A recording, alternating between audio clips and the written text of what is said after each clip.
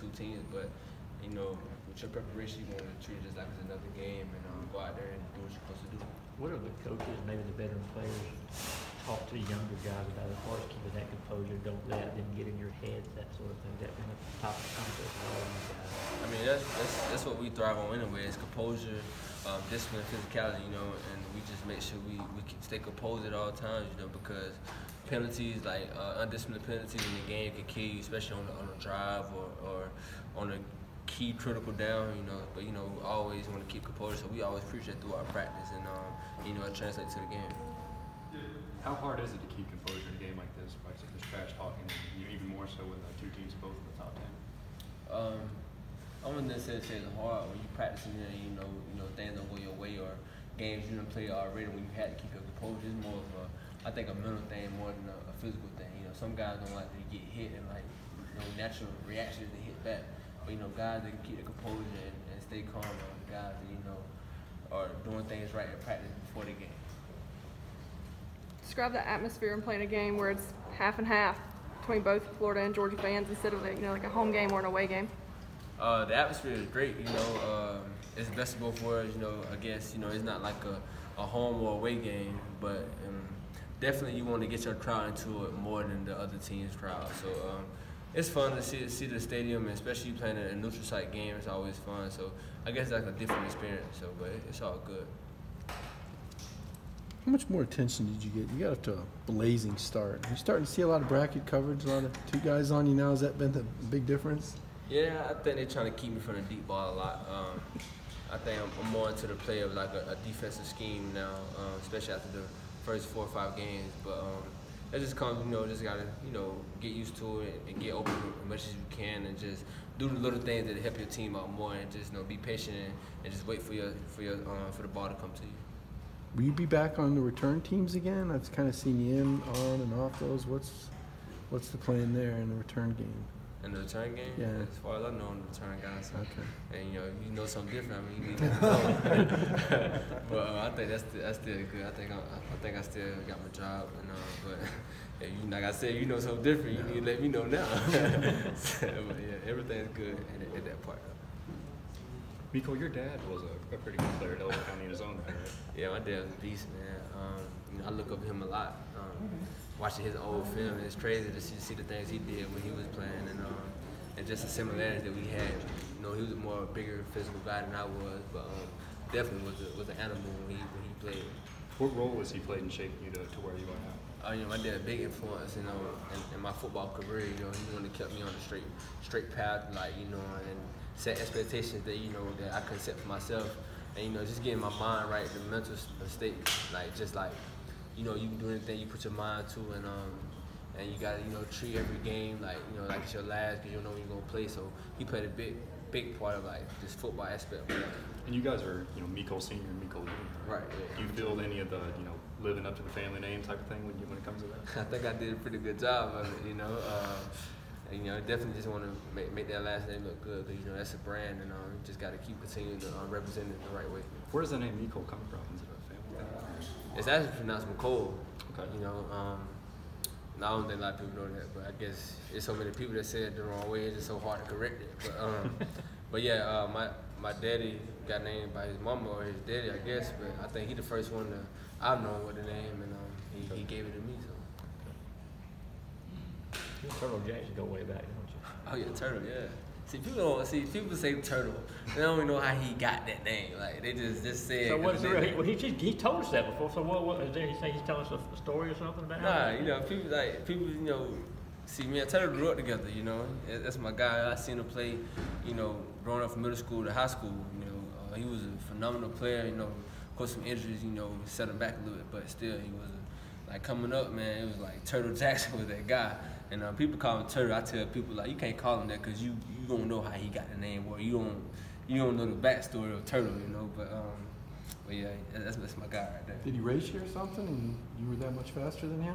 Who, Turtle? Nah. This is a long story behind it. I'm gonna let him tell y'all if you want y'all to know how he got that name. Did you guys ever talk about when you were little, you know, hoping to both end up at the same school one day? Actually, no. You know, I wasn't really like that big like Turtle was. You know, Turtle like the first person, which is a funny story because Turtle like when the first person I see shoot for half court consistently. Like this is middle school, so like you had to guard him half court. You know, you couldn't like just like stay at the 3-point line because he'll light you up all night. And but he was big coming out of middle school, and definitely went to after Tristan. He had a great freshman sophomore year, and he got injured, and but ultimately he came here. But now we never had him talk about going to the same school. Summertime, you and him go to Ramsey at all, and kind of hoop it up a little bit, or has that ever happened? Nah, I ain't. Actually, I played a couple pickup games with him, like against him, but we ain't never went no one-on-one. You know, I like me in a one-on-one anyway, but maybe we have to get that going before He's he got the leave. basketball, but you got a wide receiver. You don't think? How do you think he'd be doing as a wide receiver? If he come on the field? Yeah, if he came on the field, I'm sure he would come on the football field. Hey, you know, I think you can play, you know, but if you talking about some one-on-one, I like me all day long, you know. But on the court, yeah, I can't touch him on the court, you know, if we're being honest. But, you know, he's a great guy. Did y'all ever play in high school at Everett County versus Athens Christian? No, not after Tristan. We played him in middle school, Everett versus Franklin, and but he never got a chance to play us in high school. He had moved after Tristan. Back to Georgia, Florida. Isaac Nana said that it's more of like a composure game. Do you feel like this team can keep their composure this week after maybe losing it against LSU? I want to say we lost it against LSU. I don't think we really had no undisciplined penalties against LSU, as I recall. But I don't want to say we got a big focus on composure. It's like more of like composure is like something you do. Like you keep that composure. It's not something you just like, oh, I gotta keep my composure in this game. Like nah, you know it's installed in you already. And as far as a composure game, it's much more than that. Just a composure game. It's a lot more to it. So, but that's definitely something you're gonna consider and think about before. So.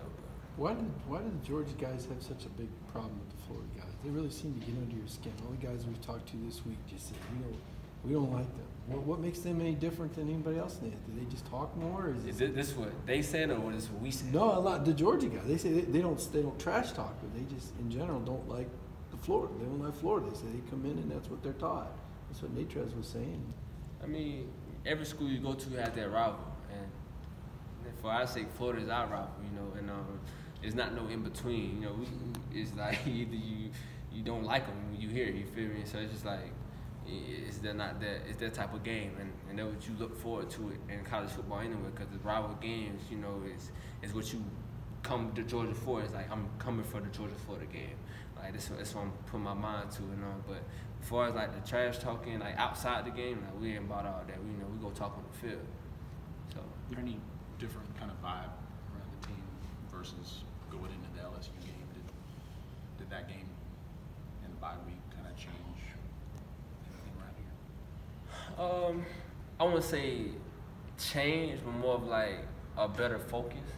You know, after that loss at LSU, it's like a wake up call. Like, hey, we gotta get right. We gotta get back to what got us here. You know what we built the standard in. We gotta get back to the standard of play.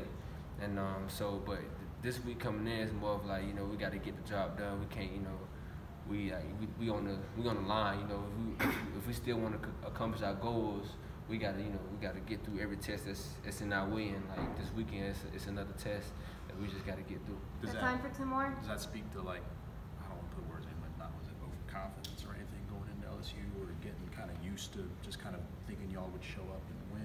Or I wouldn't say it's overconfident. I just feel like it's more of like we say, you know, it's not always the best team that wins. It's the team that plays best.